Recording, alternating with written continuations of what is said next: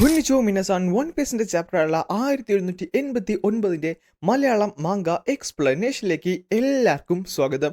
Guys, നിങ്ങൾ എല്ലാവരും തന്നെ കാത്തിരുന്ന ഒരു ചാപ്റ്റർ ആണിതെന്ന് എനിക്ക് നന്നായിട്ട് അറിയാം. പക്ഷേ നമ്മൾ ഇത്രയും താമസിക്കാനുള്ള മെയിൻ റീസൺ എന്ന് പറയുന്നത് TCB സ്കാൻസ് ഇതുവരെ റിലീസായില്ലായിരുന്നു. ഇന്നലെ രാത്രിയാണ് അത് റിലീസായത്.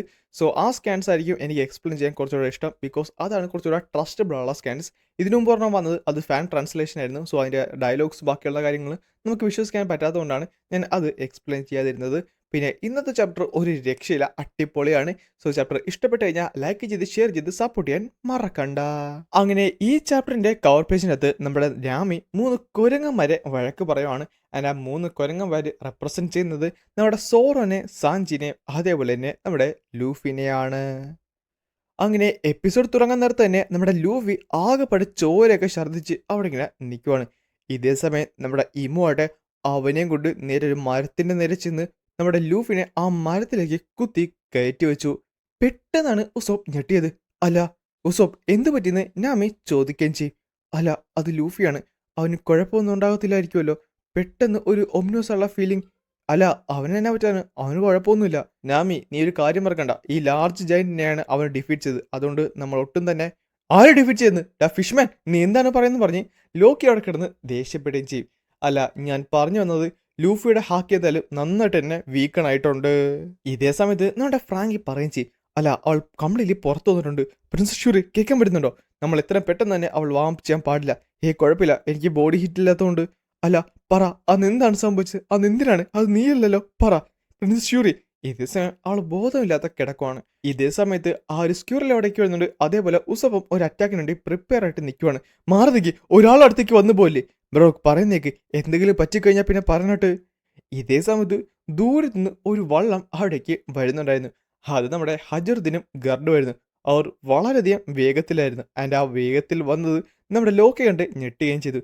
കാര്യം അടുത്ത നിമിഷം തന്നെ അവർ ലോക്കിയുടെ മേത്ത് വന്ന് ഇടിച്ച് വീഴുകയാണ്. കറക്റ്റ് സമയത്ത് നമ്മുടെ ചോപ്പർ അവന്റെ ഗാർഡ് പോയിന്റ് ഓപ്പൺ ആക്കിയത് കൊണ്ട് ഗർഡിന് ഒന്നും തന്നെ പറ്റിയില്ല എന്ന് തന്നെ പറയണം. അല്ല, നിങ്ങൾ എന്ത് ചെയ്യുമെന്ന് പറഞ്ഞ് ഉസോപ്പ് കിടന്ന് കരഞ്ചി. ഗർഡ്, ഹർജുദ്ദീൻ, ചോപ്പർ കുഴപ്പമൊന്നുമില്ലല്ലോ. ഇതേ സമയം ഗർഡ് ചോപ്പറിനെ കെട്ടിപ്പിടിച്ചിട്ട് പറയും ചെയ്യും. ചോപ്പർ, നീ ശരിക്കും ക്യൂട്ടും റിലയബിളും ആണല്ലോ, ഒന്ന് പോടി കിടന്ന് ഇനി എങ്ങനെയൊന്നും പ്രശംസിക്കില്ലേ. അല്ല ലോക്കി, നിന്റെ വൂൺസ് കാണട്ടെ, നിന്നെ എത്ര പെട്ടെന്ന് ഞാൻ ഹീൽ ചെയ്യാം. അല്ല, ഇത് കുറേ ദിവസം ചോര പോയിട്ടുണ്ടല്ലോ, നീയൊക്കെ കൂടാതെ വേഴ്സ് ആക്കിയതും പോരാ, എന്നിട്ട് ഇപ്പൊ അങ്ങനെ പറയുന്നോ? ഈ ടൈമിൽ അവൻ പറയും ചെയ്യും. അല്ല, നിങ്ങൾ എന്തിനാണ് ഇവിടേക്ക് വന്നത്? ഇതേ സമയമാണ് ഹജറുദ്ദീൻ അത് ആലോചിക്കുന്നത്. നമ്മുടെ ജാറൽ അവനോട് പറയും ചെയ്യും. നീ പോയി ലോക്കിനെ സപ്പോർട്ട് ചെയ്. അല്ല, അപ്പൊ കുട്ടികളോ? അത് നമുക്ക് നോക്കാം. പക്ഷെ ഇപ്പൊ നമ്മൾ അതല്ല നോക്കേണ്ടത്. കാര്യം അവർ ടെമ്പററി ആയിട്ട് നമ്മൾ രക്ഷിച്ച കൂടെ ഇവിടെ ഒന്നും ചെയ്യാൻ പറ്റത്തില്ല.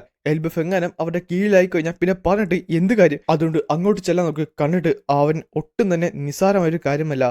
ഇതേ സമയം ഹജറുദ്ദീൻ ചോദിക്കുകയും ചെയ്യും. ലോക്കി, നിനക്ക് നമ്മൾ ഫൈറ്റ് ചെയ്യുന്നത് ആരാണെന്ന് എന്തെങ്കിലും ഐഡിയ ഉണ്ടോ? ആ, ഏകദേശം ഒരു ധാരണയുണ്ട്. ഇതേ സമയം ഇമു പറയും ചെയ്യും. അപ്പൊ നിനക്ക് അനങ്ങാൻ പറ്റുന്നില്ലല്ലോ. ഇതേ സമയം ഇമുവിന്റെ കയ്യിലേക്ക് പുതിയൊരു സോഡും വന്നിരുന്നു. നീ മരിക്കുന്നതിന് മുമ്പ് എത്ര നേരം ഇവിടെ എൻജോയ് ചെയ്യുമെന്ന് എനിക്കൊന്ന് കാണണം. മങ്കി ഡി ലൂഫി, എന്തൊരു ഡിസ്റ്റേബിൾ ആയിട്ടുള്ളൊരു പേരാണെന്ന് നോക്കണേ. എന്നിട്ട് നിന്റെ 3 സിബ്ലിങ്സിന്റെ പേരും ഡിഫറൻ്റ് ആണല്ലോടാ. ആ സമയത്ത് ആ സോഡ് മറ്റൊരു മരത്തിലേക്ക് കാണിച്ചപ്പോ ലിറ്ററലി ആ മരം തന്നെ അവിടെ ഇല്ലാണ്ടായിപ്പോയി. നിന്റെ ബ്രദറിനെ നേവിക്കാർ തന്നെ കൊന്നു. മറ്റൊരെണ്ണം ഇപ്പോൾ റെവല്യൂഷണറി ആർമിയിലുമാണെന്നും പറഞ്ഞുകൊണ്ട് ആ സോഡ് വീണ്ടും നമ്മുടെ ലൂഫിയുടെ നെഞ്ചത്തേക്ക് കുത്തി കയറ്റുകയും ചെയ്തു.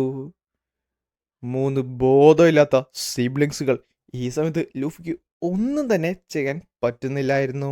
പിന്നെ കാണിക്കുന്നത് നമ്മുടെ ലോക്കിനാണ്. ലോക്കി പറയും ചെയ്യും. റെഡ് ഹെയർ ഇതിനെപ്പറ്റി നേരത്തെ മെൻഷൻ ചെയ്തിരുന്നു. അതിനുശേഷം നമ്മൾ ആ ഫ്ലാഷ് ബാക്കിലേക്കാണ് പോകുന്നത്. ഹാറിൽ മരിച്ച ആ ഒരു ദിവസം.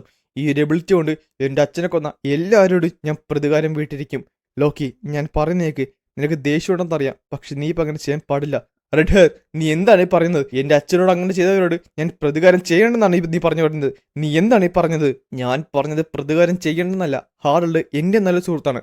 പക്ഷേ നീ ഉദ്ദേശിക്കുന്ന പോലെയല്ല. വേൾഡ് ഗവൺമെന്റ് ഓൾറെഡി എൽബോഫിന്റെ മേലെ ഒരു കണ്ണ് വെച്ചിട്ടുണ്ട്. അവർ ഉറപ്പായിട്ടും ഇത് ടേക്ക് ഡൗൺ ചെയ്തിട്ട് വരും. സോ നമ്മളൊരു വാറിന് വേണ്ടിയാണ് പ്രിപ്പയർ ചെയ്യേണ്ടത്.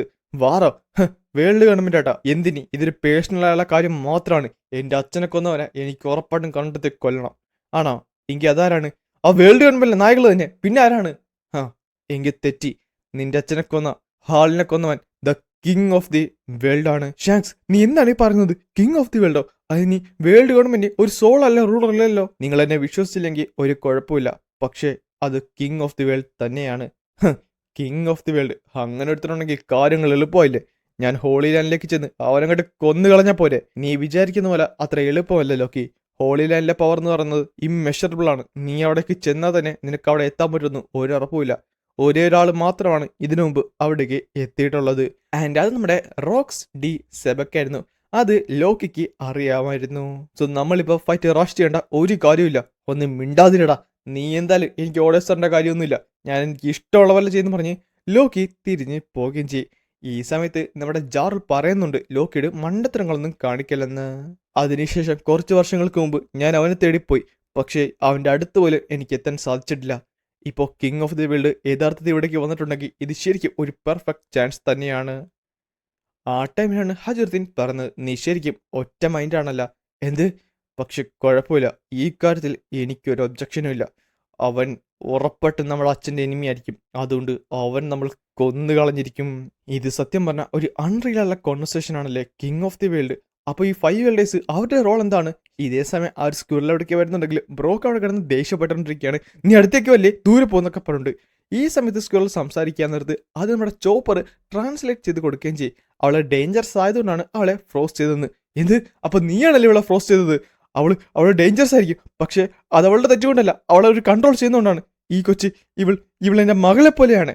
എന്നാൽ ആ സ്ക്വിറലിന് ഒന്നും തന്നെ മനസ്സിലാകുന്നില്ലായിരുന്നു ഈ മകൾ എന്നൊക്കെ പറയാൻ നേരത്ത്. അപ്പോൾ കേട്ടിട്ട് ഇവിടെ കുറച്ച് കാര്യങ്ങൾ ഇൻട്രസ്റ്റിംഗ് ആയിട്ട് സംഭവിക്കുന്നുണ്ടല്ലോ എന്നും പറഞ്ഞുകൊണ്ട് നമ്മുടെ റോബിനായിട്ട് പെട്ടെന്ന് അവിടേക്ക് വരികയും ചെയ്യും. ചോപ്പർ, നിനക്ക് ആ ലൈബ്രറി വരെ ഒന്ന് പെട്ടെന്ന് വരാൻ സാധിക്കുമോ? എന്ത്? ഇതേ സമയത്ത് ദൂരത്ത് സോൾ കൈപൊക്കി കാണിക്കുകയും ചെയ്യും. പിന്നെ നമ്മുടെ ഇമൂനെയാണ് കാണിക്കുന്നത്. അപ്പോൾ അടുത്തെന്ന് പറയുന്നത്, ഹോ എന്നോട് ക്ഷമിക്ക്, ഈ ബ്ലേഡ് നിന്നെ എന്തായാലും സഫർ ചെയ്തിരിക്കും.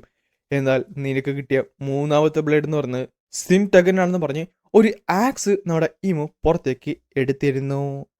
പിന്നെ കാണിക്കുന്ന സീ ക്ലൗഡ് പോർട്ടാണ് വെസ്റ്റേൺ വില്ലേജ്. നമ്മുടെ സോറയും അതേപോലെ ഷോമേഴ്സ് തമ്മിൽ ആ ഒരു ഫൈറ്റ് നടക്കാൻ പോകുന്നിടത്ത് ഒരു മാസീവ് ഉള്ള ക്ലാഷ് അവിടെ സംഭവിക്കുന്നുണ്ട്. സോറ അതിൻ്റെ നെയിംഡ് അറ്റാക്കാണ് അവിടെ യൂസ് ചെയ്യുന്നത്. എന്നാൽ ഇതേ സമയം നമ്മുടെ ഷോമേഴ്സ് പറയുകയും ചെയ്യും, 800 വർഷങ്ങൾക്ക് മുമ്പ് 19 കിങ്സും കൂടെ ഈ ലോകം ക്രിയേറ്റ് ചെയ്തപ്പോൾ ഒരു ഈക്വാലിറ്റിക്ക് വേണ്ടി ഒരു വാക്ക് കൊടുത്തിരുന്നു. അവരുടെ എല്ലാ ഡെംസോഡ്സ് ആ ഒരു എംറ്റി ത്രോണിൻ്റെ ചുറ്റിനും പ്ലേസ് ചെയ്തിരുന്നു. അതില്ലാത്ത എല്ലാത്തിനും അവരുടെ ഒരു വാക്ക് പാലിക്കുമെന്നുള്ള ഒരു ഓത്ത് ഉണ്ടായിരുന്നു.